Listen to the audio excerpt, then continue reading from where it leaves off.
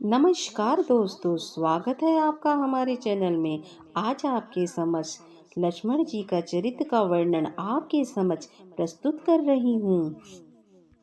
लक्ष्मण जी के चरित्र का वर्णन।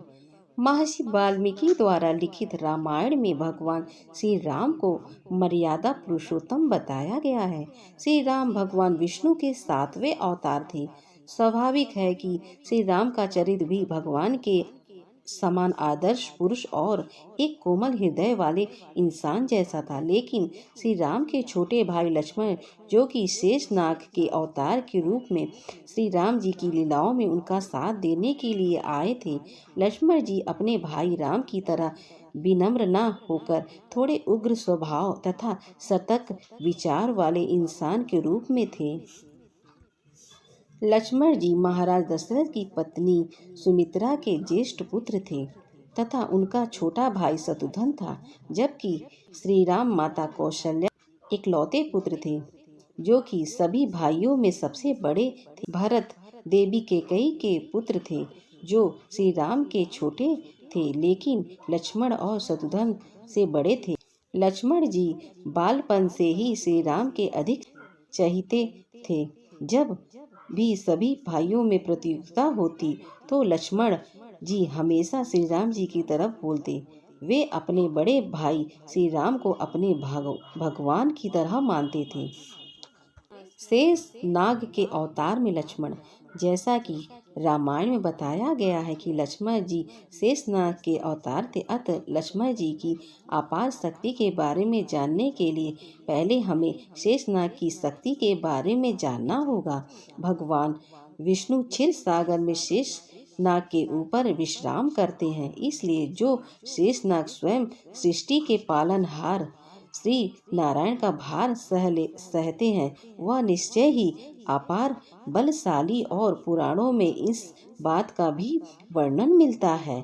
शेषनाग पृथ्वी को अपने फन पर धारण करते हैं। लक्ष्मण जी की शक्ति। लक्ष्मण जी की शक्ति का अनुमान इस बात से ही लगाया जा सकता है कि सीता हरण से पहले लक्ष्मण जी ने कुटिया के आगे अपने तीर के एक रेखा खींच दी थी, जिसे लक्ष्मण रेखा के नाम से जाना जाता है।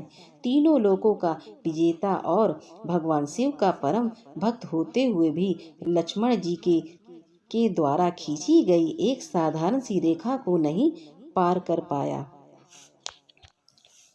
दूसरी तरफ युद्ध के समय अधिकतर समुद्र युद्ध लक्ष्मण जी ने ही किया था, जिसमें उन्होंने लंका के सबसे महान और विकट योद्धा इंद्रजीत, मेघनाद तथा अतिकाय, जिसने एक बार भगवान शिव के त्रिशूल की निष्प्रभाव किया था, उनको हराया था। युद्ध में जब लक्ष्मण जी मूर्छित हो गए थे, तब इंद्रजीत उन्हें उठा भी नहीं पाया था। 14 वर्ष तक भूखे रहे। लक्ष्मण जी ने वनवास के 14 वर्ष में आहार का भी एक निवाला नहीं खाया, क्योंकि जब भी लक्ष्मण फल लेकर आते थे तो वह श्री राम उन्हें 3 हिस्सों में बांट देते थे। लेकिन लक्ष्मण जी अपने हिस्से के फलों को खाने के बजाय सुरक्षित रख लेते थे। उन्हें लगता था कि श्री राम ने उन्हें फल खाने के लिए कभी आज्ञा ही नहीं दी, इसलिए उन्होंने 14 वर्ष तक कुछ भी नहीं खाया था। जिस टोकरी में लक्ष्मण जी अपने हिस्से के फल को रखते थे, उस टोकरी को महावीर हनुमान जी भी नहीं उठा पाए थे। 14 वर्ष तक सोए नहीं थे। भगवान लक्ष्मण जी 14 वर्ष तक नहीं सोए थे। वनवास में श्री राम के साथ जाते हुए लक्ष्मण जी की माता सुमित्रा ने उन्हें यह आज्ञा दी थी कि अपने भाई और भाभी की सेवा करना, जब वे सो जाएं तो पहरा देना और जगे हो तो उनकी सेवा करना। अपनी माता की इस आज्ञा को मानते हुए लक्ष्मण जी वनवास के 14 वर्ष तक नहीं सोए थे। जब श्री राम और माता सीता कुटिया में होते तो वे पहरा देते, जब वे बाहर आ जाते तो उनकी सेवा में लग जाते। 14 वर्ष ब्रह्मचर्य का पालन करना।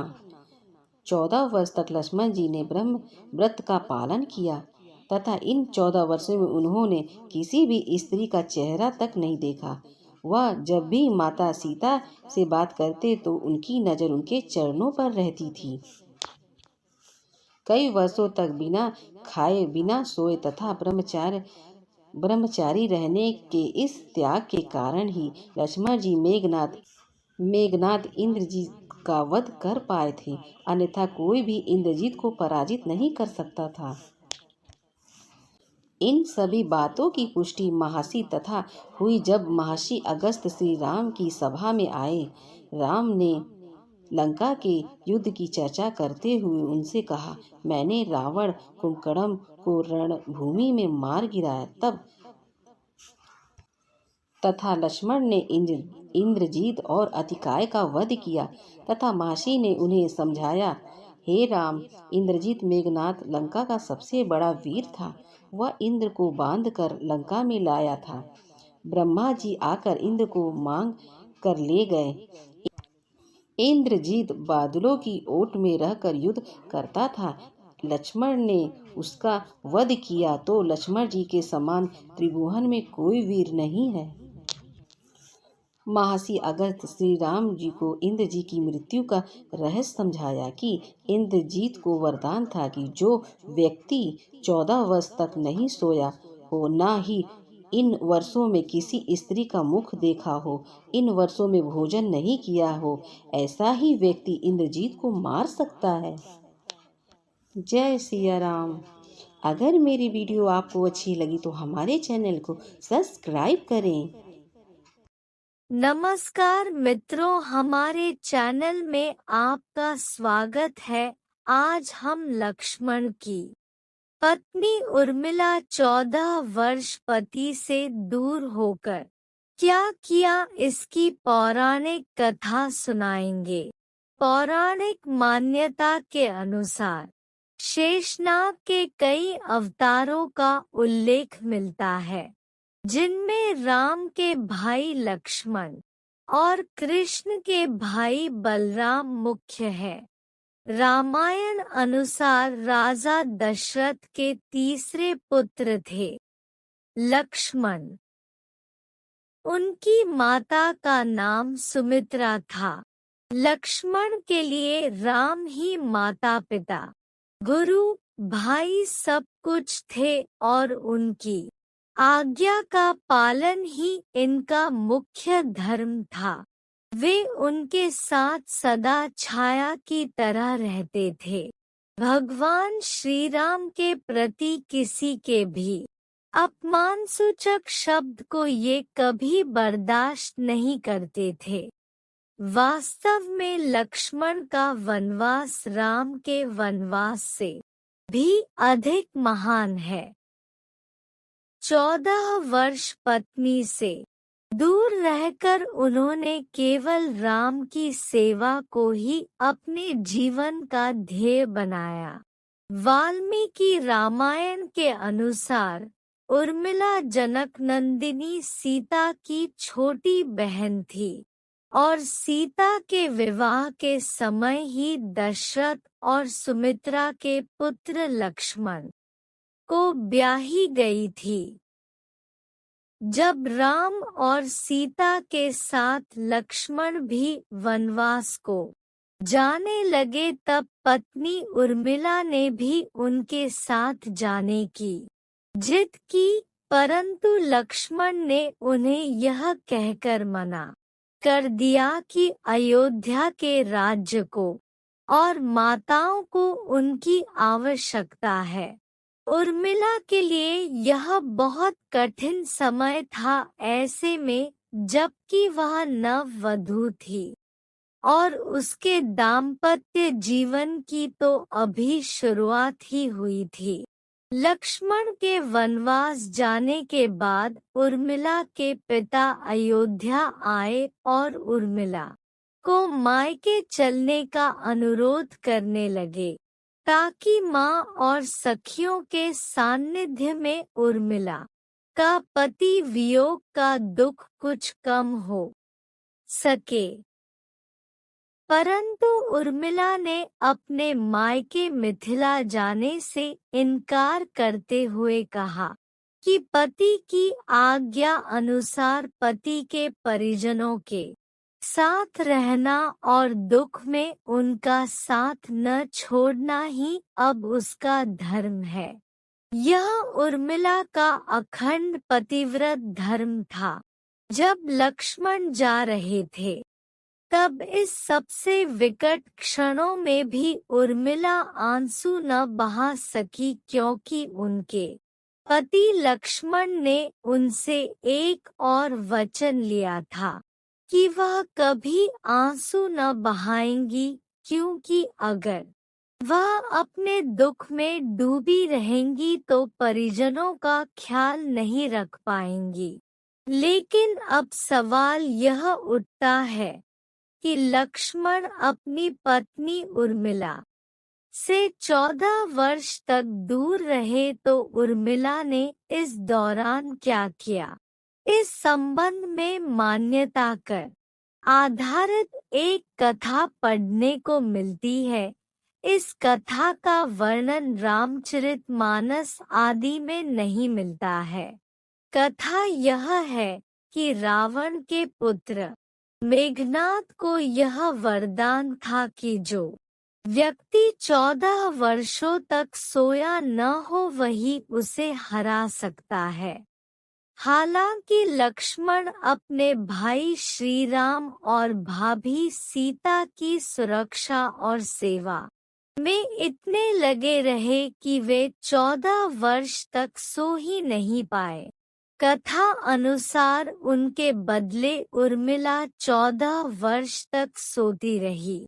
रावण के वध के बाद श्री राम, सीता और लक्ष्मण वापस अयोध्या लौटे आए और वहां प्रभु श्री राम के राजतिलक की तैयारी होने लगी। उस समय लक्ष्मण जोर जोर से हंसने लगे। जब लक्ष्मण से इस हंसी का कारण पूछा तो उन्होंने जो कहा कि सारी उम्र उन्होंने इसी घड़ी का इंतजार किया था कि मैं अब श्री राम का राजतिलक होते हुए देखूंगा।